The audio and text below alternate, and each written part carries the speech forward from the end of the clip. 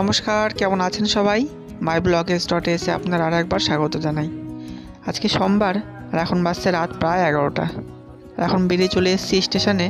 তো আপনাদের এই আগের ব্লগে বলেছিলাম যে মায়াপুর ইস্কনের মন্দিরে ঘুরতে যাচ্ছি। তো চলেন, বেরিয়ে পড়েছি। ট্রেনে উঠে পড়েছি আমি আর আমার একটা বন্ধু। তো মোটামুটি ট্রেন এখন ছেড়ে দিয়েছে, এখন মালদা স্টেশনে। ভেবেছিলাম ট্রেনটা হয়তো একটু লেটে হবে, কিন্তু লেট কোনোভাবে করেনি। জেনে প্ল্যাটফর্মে ঢুকলাম, সে সঙ্গে সঙ্গে ছাড়লো। আর এখন আমাদের ট্রেনটা ফারাক্কা ব্রিজের ওপরে। আমাদের মালদা স্টেশন থেকে বেশিক্ষণের রাস্তা নয়, প্রায় 4 থেকে 4.5 ঘন্টা আমাদের পৌঁছে যাব।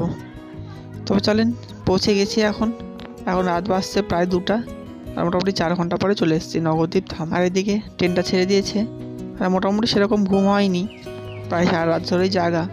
তবে চলেন আস্তে আস্তে মন্দিরের দিকে যাই, দেখা যাক কি হয়। স্টেশন থেকে টোটোতে 20 টাকা করে ভাড়া নিল, মোটামুটি 20 মিনিটের মতন রাস্তা। আর এখন বাজছে প্রায় রাত 3টা।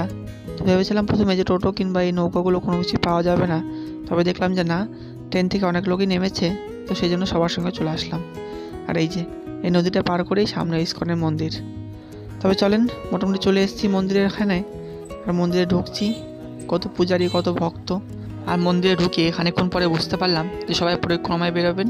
তো সেই জন্য সবাই স্নান করে নিচ্ছে এখন।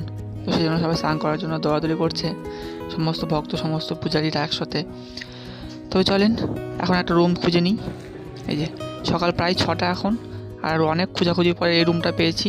এই যে রুমটার মধ্যে একটা আয়না আছে, 2টো খাট, একটা টেবিল আর 2টো চেয়ার। মোটামুটি ভালোই ছিল রুমটা, রুমের কন্ডিশন মোটামুটি নতুন ছিল। আর এই যে বলছিলাম না তখন যে পরিক্রমায় বেরাবেন, তো সব ভক্তরা চলে এসছে, এখানে সব পূজারীরা।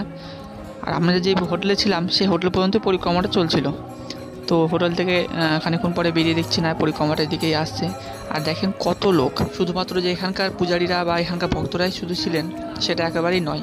গোটা ইন্ডিয়া কিংবা ইন্ডিয়ার বাইরে থেকেও অনেক অনেক ভক্তরা এখানে এসেছিলেন। এখানে আমেরিকান বা এখানে রাশিয়ানগুলো অনেক আছে জানেন।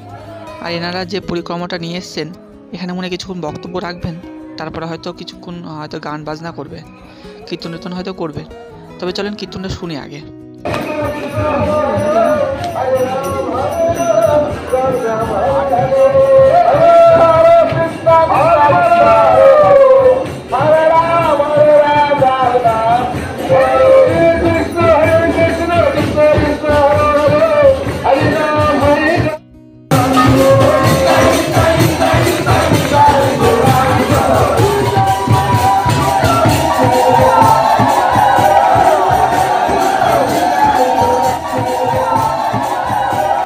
ঘুরতে আসার প্রতিটা ব্লগগুলো ধাপে ধাপে আছে আমার ভিডিওতে, সমস্ত ভিডিওগুলো দেখবেন, তাহলে বুঝতে পারবেন।